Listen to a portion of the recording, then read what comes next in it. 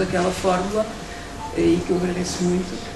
Vamos ouvir uma segunda intervenção nesta mesa, da professora Maria Augusta Barro, que vai fazer uma comunicação intitulada A Lógica da Indiferença, Bartleby, Bernardo Soares. Muito bom dia a todos. Eu peço desculpa porque a minha inoperância relativamente aos PowerPoint causa-me aqui um certo embaraço. Eu ia pedir à Rita não só se punha isto em ecrã total, mas ainda mais outra coisa, se ia passando, porque eu não sei pôr isto em modo que não me nada. É só pôr em ecrã total. Posso passar para aqui? Peço-vos desculpa. Queria felicitar a professora Lucília Marcos por este desafio e pela realização deste colóquio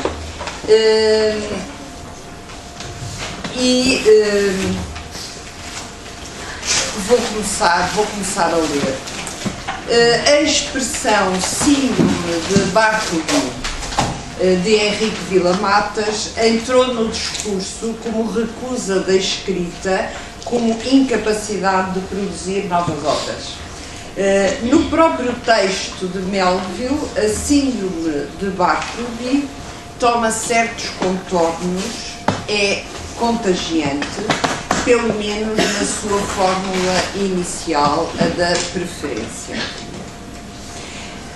E agora faço-vos aqui uma confissão. Acreditem que também eu, aqui sentada para vos falar deste enunciado tão enigmático, me sinto contagiada pela mesma síndrome e começaria por confessar que preferia não dizer nada, pelo muito que já foi dito e pelo pouco que tenho para dizer. Mas respondo a um desafio. A minha comunicação será, em certa medida, diversa ou distinta de António Guerreiro, na medida em que eu vou abordar a fórmula de Bartleby por um ponto de vista mais linguístico e semiótico do que propriamente filosófico e por um ponto de vista dessa constelação a que António Guerreiro também fez referência, falando de uma constelação literária e filosófica. Portanto, a minha constelação é mais da ordem do literário e poderão já ver aí no ecrã como é que ela se desenrola. Posto este desabafo, a linha veio, portanto, algumas considerações sobre o próprio enunciado I would prefer not to, e de seguida tentei uma aproximação à escrita de Bernardo Soares, este não propriamente copista, mas ajudante de guarda-livros, ambos, contudo, utilizando a escrita escriturária como meio de subsistência e na sua derivação mais anónima que é possível, uma escrita do apagamento ou em apagamento. Deparando com estas duas figuras próximas e tão singulares, é essa leitura que vos proponho. Talvez que Bernardo Soares, na sua escrita do Desassossego, revele o que vai na alma de Bartleby e que este preferiria não dizer. Copiei, então, fragmentos de um e de outro texto, furtando-me à escrita e ensaiando um duplo enfoque de Bartleby. Portanto, isto não é nada académico, mas, enfim, é laboratorial. Apresentado pelo narrador, o seu patrão, e assumindo-se como sujeito da enunciação. Ele, o empregado de escritório, o escritor escriturário Bernardo Soares. Esse exercício, que sai legítimo, mas que se me impôs como uma curiosidade laboratorial, passará, sem ser referido, paralelamente à minha comunicação, desatentamente e em silêncio. E é essa tarefa que eu peço à Rita de uma forma aleatória, para ir passando ao longo da comunicação sem se preocupar com o que eu digo. Ao seu ritmo. Talvez que esse seja o desejo inconfessável e inconfessável de todo aquele para quem a escrita é um modo de vida, é a vida, o de atingir o estádio em que a escrita lhe surja como uma tarefa a desempenhar, silenciosamente, apagadamente, mecanicamente. É do texto do próprio Barthes que estou a citar. Uma cópia. Todo o negativo do plágio, pois enquanto que o plágio releva de um desejo antropofágico de devoração do outro, em nome próprio, a cópia, em negativo, é um poderoso ecrã de anonimização do próprio, do seu apagamento em nome da escrita e de uma escrita, desde logo, já escrita. Mas deixemos estes rabiscos e voltemos à fórmula que nos surge como o grande desafio colocado a todos nós neste colóquio. Fórmula agramatical, fórmula gasta, fórmula contagiante, fórmula traduzida, e será que há uma tradução para ela? Do ponto de vista pragmático, preferiria não o fazer suposto, é uma réplica. É como réplica que o enunciado se enuncia. É que a fórmula de Bartleby responde, porque é uma resposta a uma ordem. A indeterminação deste not to é de cada vez remetida a uma ação precisa que é colocada ao sujeito sob o modo da injunção. Copiar, verificar, abandonar o escritório, obedecer, enfim. Do ponto de vista semiótico, a resposta a um enunciado prescritivo, o mandar fazer, é de ordem deontica, isto é, um dever fazer. Saímos das modalidades proposicionais para nos depararmos com as modalidades elocutórias, diz Parrett. E, portanto, à prescrição vai corresponder uma obrigação.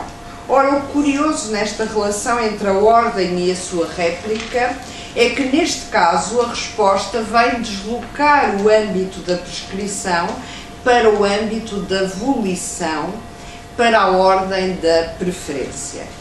Esta resposta instaura, portanto, um deslocamento enunciativo na medida em que ela deixa de se colocar na axiologia deontica, obediência ou desobediência, para se situar à margem, paralelamente, na axiologia da volição. Greimas, ao comparar o querer relativamente ao dever, fazer, portanto, ambas modalidades do fazer, falou de uma subjetivação de uma dependência. Haveria, portanto, um vestígio de subjetivação neste desvio axiológico. Vestígio muito ténue, já que Bartleby acabará por afirmar que não é exigente. E ouvimos isso ainda há pouco. Mas voltemos à fórmula. A modalização preferia incide sobre um enunciado assertivo. Preferir faz recair a volição numa lógica da disjunção, fazer ou não fazer. Dilema, já que a decisão ou preferência do sujeito à enunciação se deve exercer em alternativa, que está subjacente à declaração de Bartleby. Uma preferência designa uma escolha e, portanto, a tomada de posição face à disjunção ou sim ou não. Ora, o enunciado de Bartleby opta, aparentemente, pela negação. Preferia não. Mas trata-se antes de uma metanegação, ou melhor dito, de uma negação em abismo, pois que é já uma operação de exclusão, quer da afirmação, da obediência, quer da própria recusa como forma de desobediência ativa. Veremos que esta negação é antes não disjuntiva, na medida em que ela virtualiza quer o sim, quer o não. Nem obediência, nem desobediência, visto que contrapõe ao não fazer algo que é de outra ordem, é da ordem da preferência. O estatuto metanegativo do enunciado supõe que ele se complete segundo duas possibilidades. Eu preferia não fazer e por isso não faço, declaração de desobediência, ou eu preferia não fazer, mas faço, declaração de obediência. O que verificamos é que esta preferência seguida da negação não compromete nenhuma das declarações subsequentes, deixando-as em aberto. Por outro lado, a modalização do querer é ainda reforçada pelo regime condicional que adopta. No original, I would prefer, ou eu preferiria. Ora, a adoção do condicional por sobre um imperfeito do indicativo, que é o modo da realidade, inscreve no enunciado uma marca aspectual, um imperfectivo, introduzindo o regime da indeterminação, uma preferência não resolvida, uma indecisão. É algo de indecidível, essa dimensão de indiscernibilidade a que alude Deleuze, que não cessa de se avolumar ao longo da narrativa. Mas o caráter de indiscernibilidade é ainda potenciado pelo facto da fórmula condicional do preferir incidir sobre o que se deduz ser um predicado de ação, e que, na verdade, só é indiciado pela partícula introdutória de um infinitivo, porque é de uma infinitização da ação que se trata nesta fórmula. Não propriamente de uma ação concreta, embora por momentos ela possa ser nomeada, copiar, conferir a cópia, mas da sua indicação em suspensão, da suspensão de toda a ação.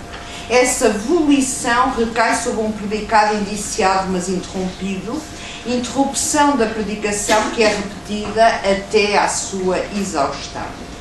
À força de repetir a fórmula, começamos a suspeitar que ela deixa de incidir sobre o âmbito de cada ação concreta para passar a ser um estado, a inanição que se confirma no desenlace desta narrativa.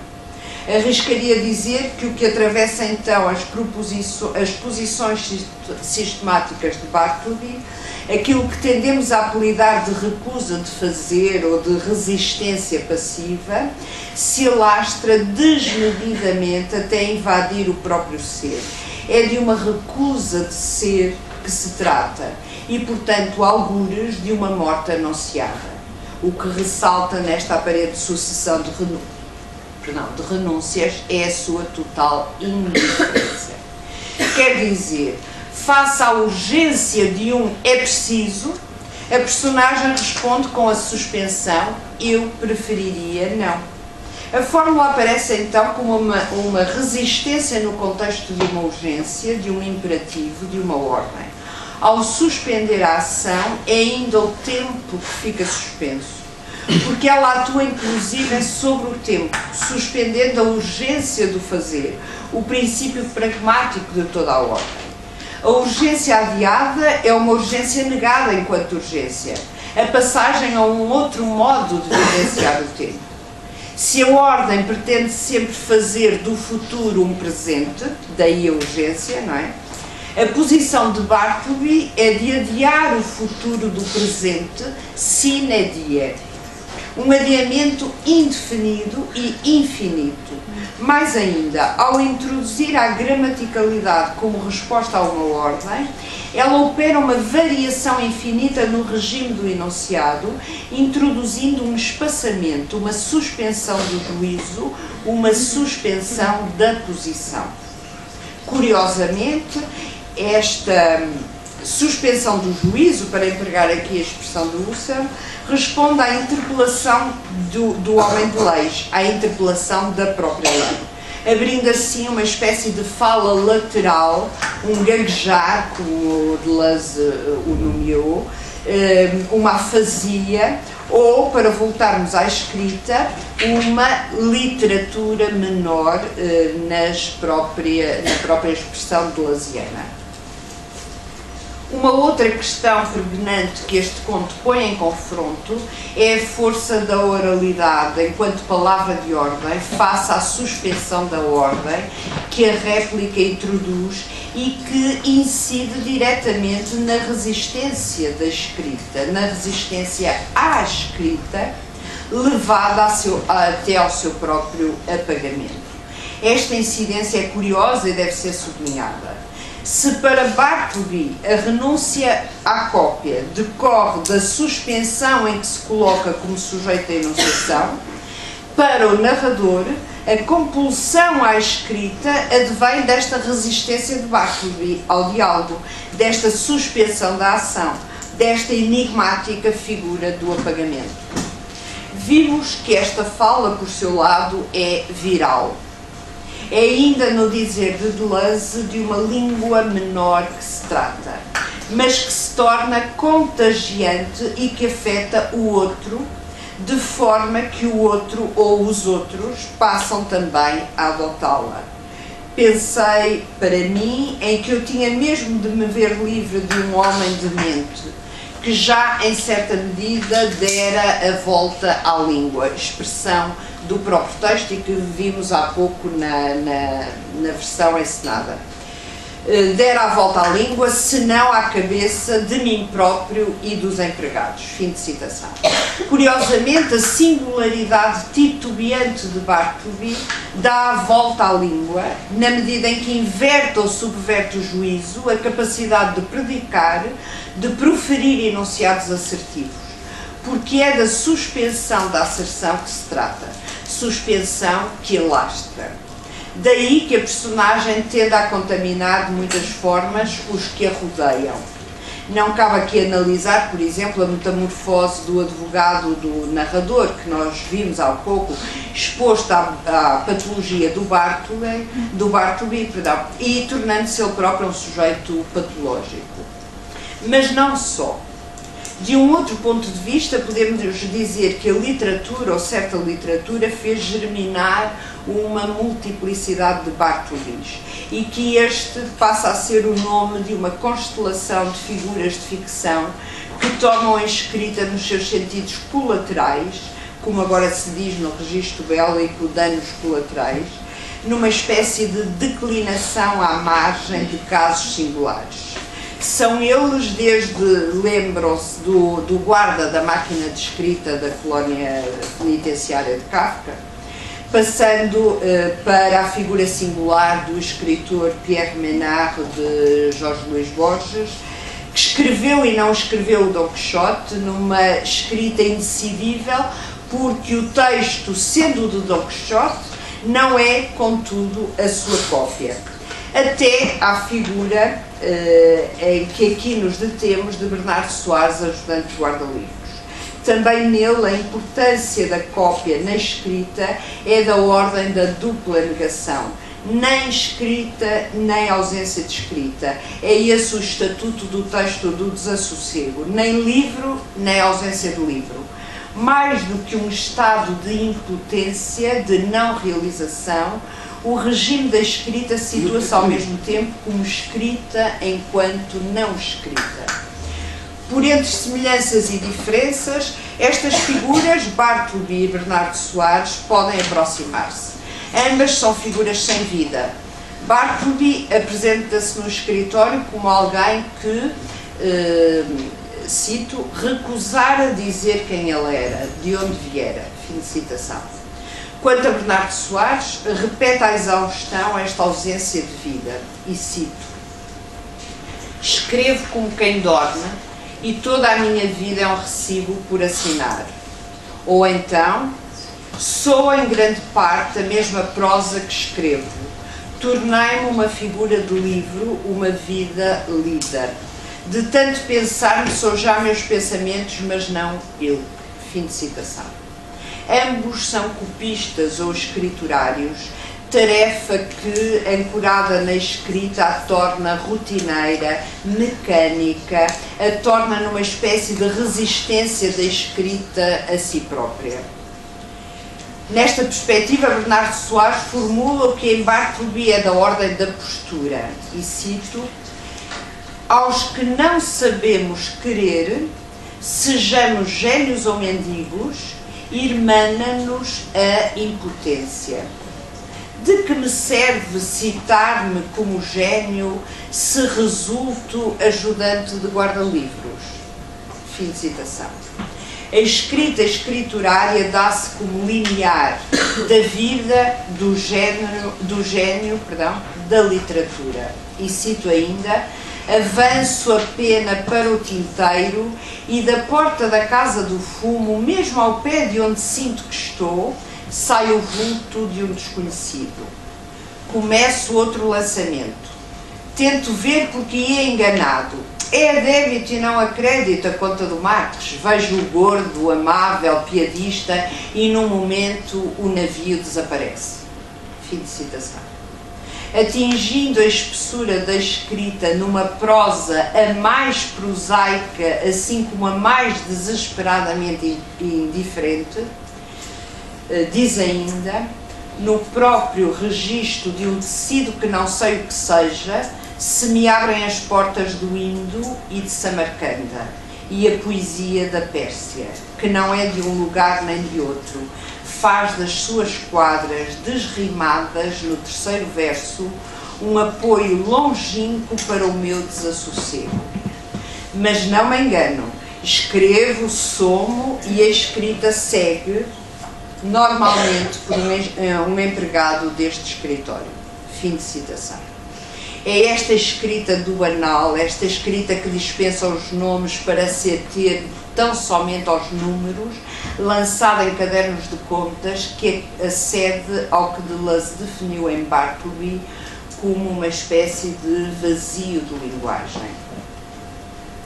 A distinção marcante entre estes seres, Bartleby e Bernardo Soares, é que enquanto em Melville é o narrador que olha atónito o escrivão, em Pessoa é o escrivão que olha e descreve não só o patrão Vasques, como tudo o que lhe vai na alma.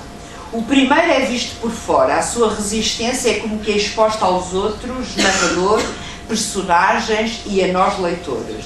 Enquanto que a resistência de ser de Bernardo Soares é radiografada do ponto de vista de si próprio.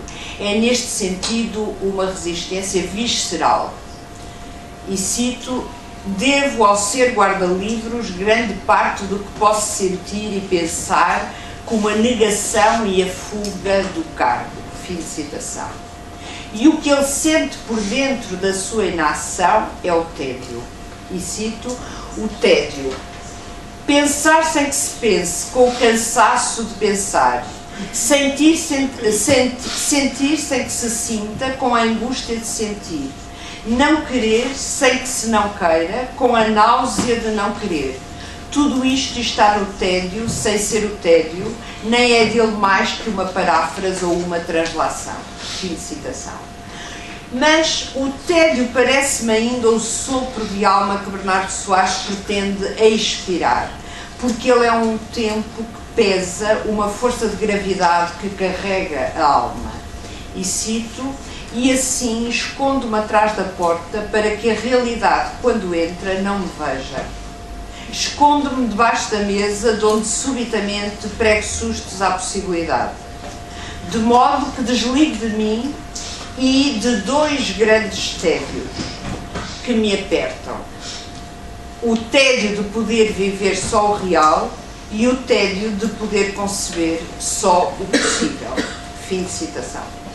O tédio é, afinal, uma positividade a anular, porque aquilo a que pretende chegar Bernardo Soares, ele o formula assim: não quero ter a alma e não quero abdicar dela.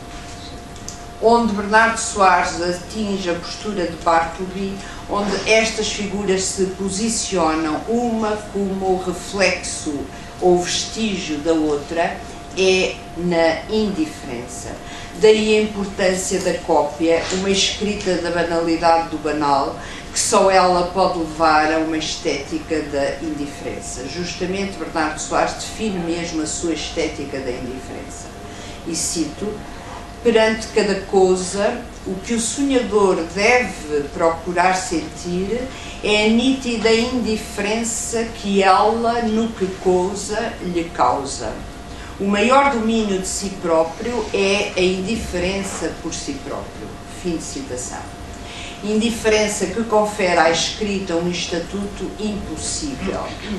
E cito ainda: só a abstenção é nobre e alta, porque ela é a que reconhece que a realização é sempre inferior e que a obra feita é sempre a sombra grotesca da obra sonhada. Fim de citação. Que define o próprio estatuto do livro do Desassossego, um livro que não o era.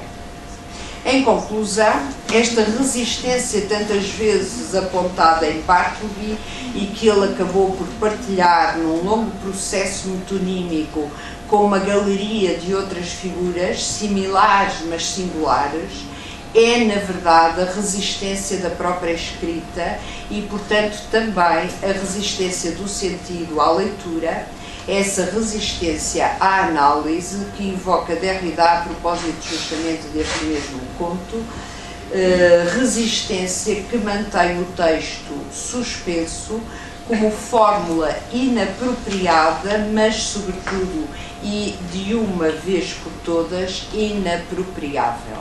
Muito obrigada.